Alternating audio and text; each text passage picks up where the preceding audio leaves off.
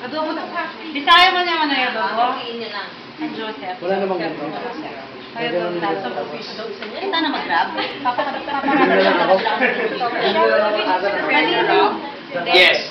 Kung na lang i-ano sa chicken, we'll cook na lang every sa chicken. Para lang parang... In truth, okay lang naman eh. You know why? Because the subject itself is just really for you to understand the spices and herbs. And if you guys can assure me na you guys understand already how to use it, okay. Walang kaso sa akin. Amoy putok. Amoy pa ng... Amoy putok. Tapos yung French, amoy damo. Tapos yung... Hindi yata French yun. Parang Dutch yata yun. Puro damo yung nandun. Yung rice. I need lemon. Does anyone have any lemon? Or calamansi? Meron tayong lemon.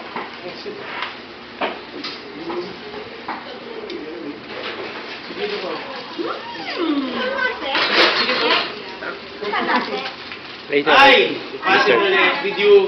Did you roll this? Oo, nakaraman na po yung kanina. Okay, very good. Mamaya. Pakinay niyo.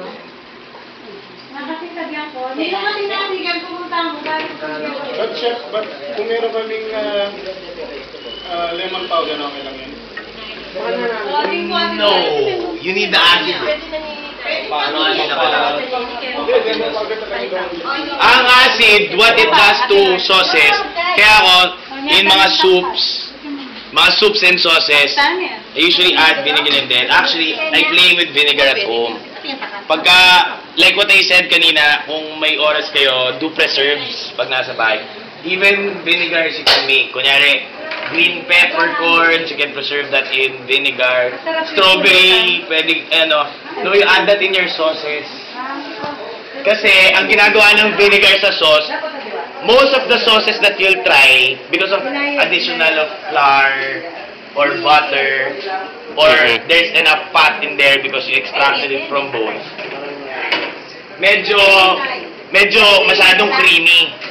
Pagka linagyan nyo ng vinegar or any acid, mas nagiging mellowed out in your mouth. Mas nalalasahan mo yung sauce. That's why maganda palagi to add vinegar.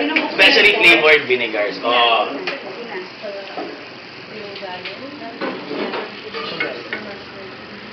Basta mag-ate ng kaso yan na yan. Hindi niya kasi makalasin yung kayo. Ulan mo kayo, wala ka na sinagawa.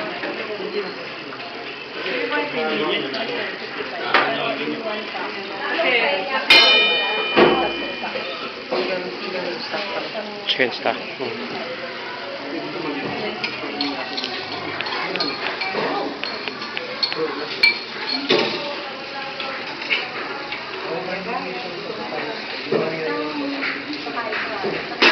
Can add more tomato paste.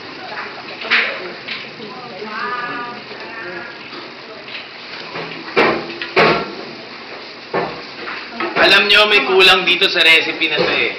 Lemongrass. Kailangan ng lemongrass ito.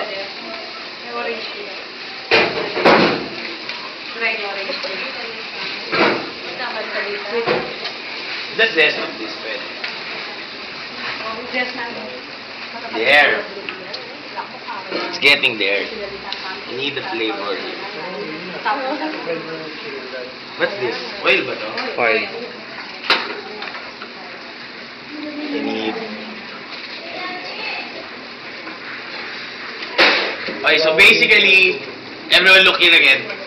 Once you've pretty much brought out the flavors, medyo nag-medley na yung lasa nung mga spices ninyo and yung gata, ibig sabihin, isa na lang yung lasa nila, hindi katulad kanina, medyo iba-iba yung naamoy mo. Ngayon, isa na lang siya, di ba? Amoy curry na lang siya. If you try to smell that, it smells like curry already.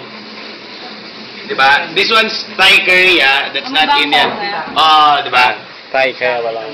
Amoy Thailand na siya, di ba? Wow.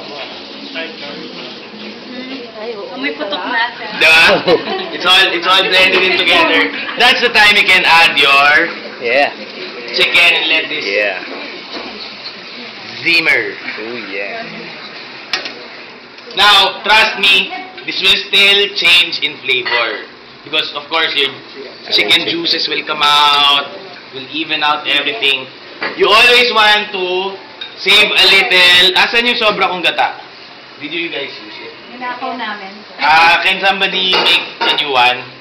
Kasi kailangan at the end, you'll add another set. Kasi what happens is with this, the more you cook it, medyo hihiwalay na sa oil yun eh. Magka-curdle na yung una mong coconut. So you wanna add a little cream on the edges to blend all the fats together, making it as one. Wala ka nung separate na oil. Can somebody get me a cover for this?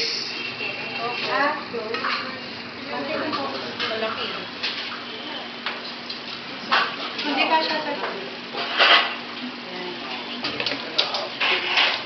Okay lang. Mga tayo, feeling ko namatay ang gusto. Hindi. You guys should have tasting spoons ha, huwag niyo akong gayaan. We have tasting fingers. Ay, nanabo. Hinalo mo na kagad yung... Yan ang glow sauce. Put it there.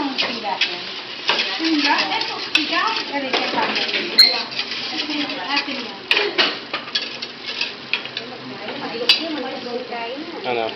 Ano ba to? Rice. Ba't di kayo na gano'n ng rice cooker?